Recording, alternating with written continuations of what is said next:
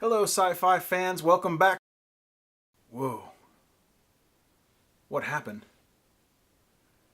As you might have guessed, today we're going to review the CloverField paradox.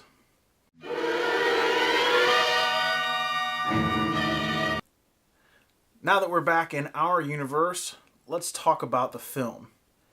And yes, the film kind of turned upside down, a lot like maybe, I don't know, the Stranger Things upside down.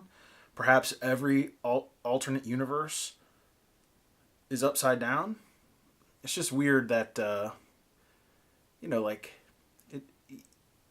probably could have came up with something better. I don't know.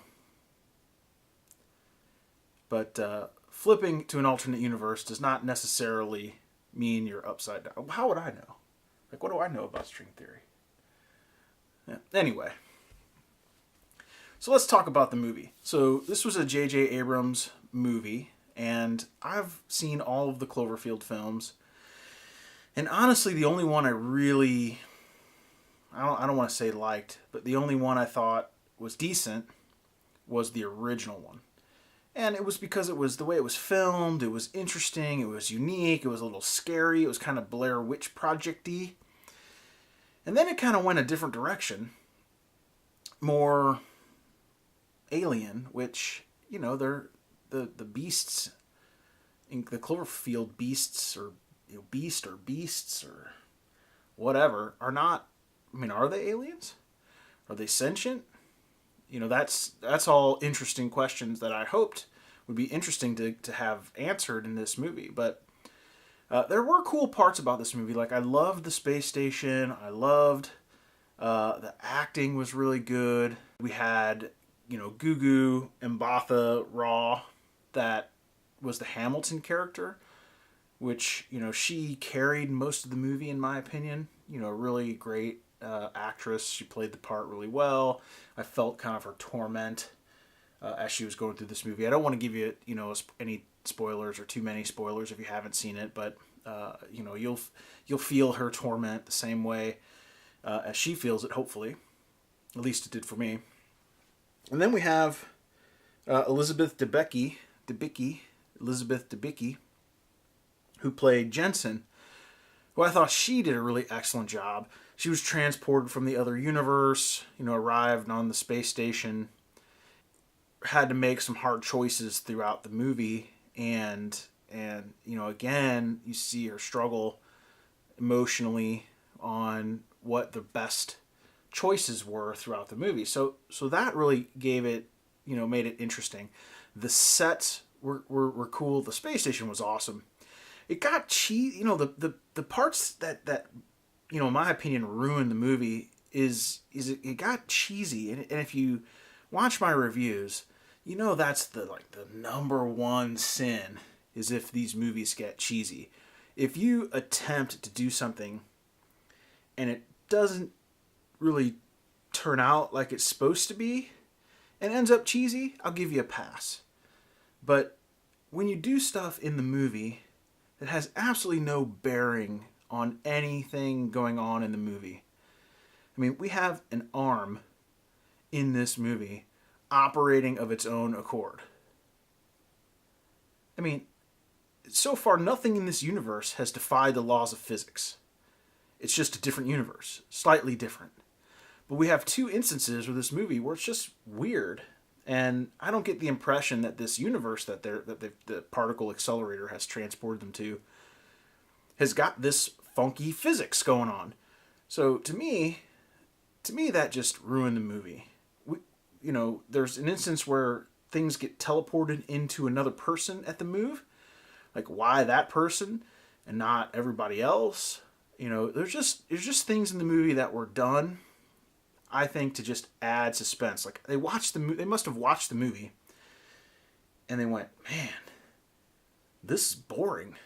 I got it. Let's transport these things into that person, and then we'll make them explode.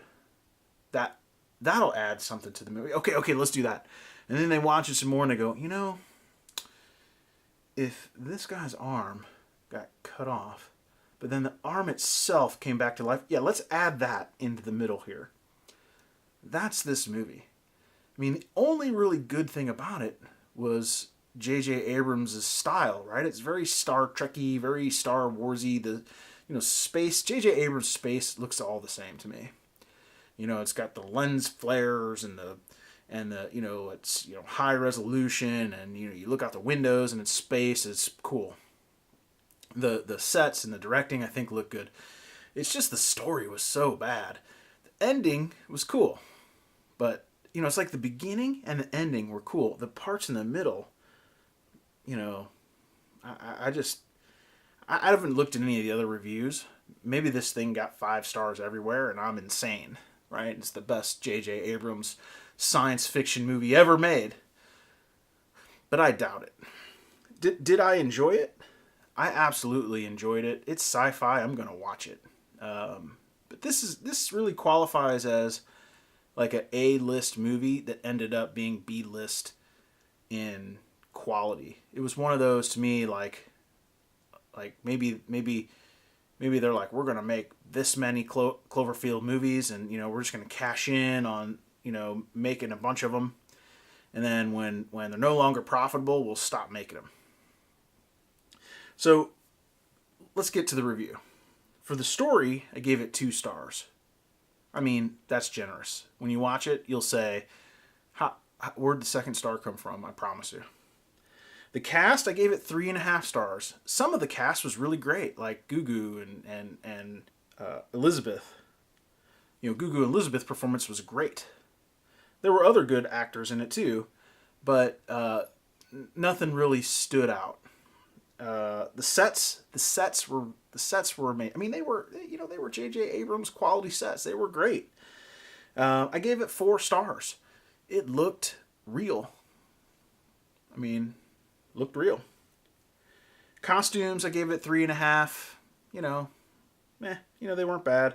Directing, I gave it 3 stars. I think the directing looked good, but it seems like J.J. Abrams phoned this one in.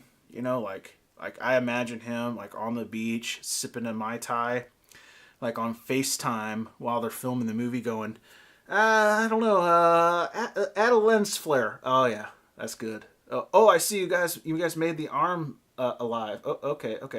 They made the arm alive. I'm not gonna say anything because I gotta get back to drinking this Mai Tai. Okay, guys, yeah, it looks good. Okay, bye. Boop. That's how I envision this was directed by J.J. Abrams. Technology, come on. I mean, 3.5 stars. It had a particle accelerator, but no one made the Flash. So in my opinion, that's a fail. They all should have got superpowers, and the Human Torch should have ignited. I don't know. Something should have happened. Originality, definitely a 1.5 stars. Definitely. I mean, you're lighting a particle accelerator off in space.